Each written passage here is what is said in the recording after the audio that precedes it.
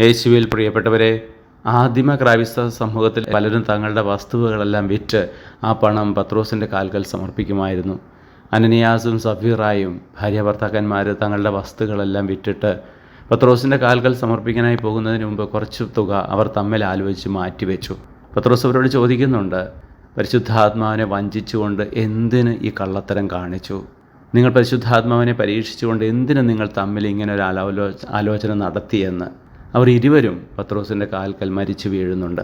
ഇന്നത്തെ വചനത്തിൽ ഈശോ നമ്മളോട് പറയുന്നുണ്ട്, മനുഷ്യപുത്രനെതിരായിട്ടുള്ള സർവ്വ പാപങ്ങളും കർത്താവ് ക്ഷമിക്കും, പക്ഷേ പരിശുദ്ധാത്മാവിനെതിരായിട്ടുള്ള പാപങ്ങൾ ക്ഷമിക്കപ്പെടുകയില്ല എന്ന്. നാം മനുഷ്യർക്കെതിരെ പാപം ചെയ്യുമ്പോൾ ഈശോയ്ക്കെതിരെ തന്നെയാണ് ആ പാപങ്ങൾ ചെയ്യപ്പെടുക. ഈശോ അത് നമ്മൾ കുമ്പസാരത്തിൽ അത് ഏറ്റുപറയുമ്പോൾ അവിടുന്ന് നമ്മളോട് ക്ഷമിക്കുകയാണ്, പൊറുക്കുകയാണ്.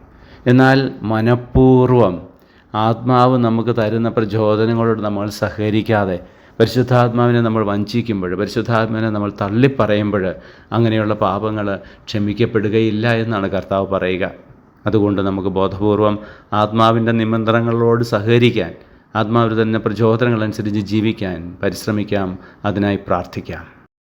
സ്നേഹനാഥനായ ഈശോയെ, പരിശുദ്ധാത്മാവിനെതിരായി പാപം ചെയ്യാതെ ജീവിക്കാൻ ഞങ്ങളെ അനുഗ്രഹിക്കുമാറാകണമേ, ഇപ്പോഴും എപ്പോഴും എന്നേക്കും. ആമേൻ.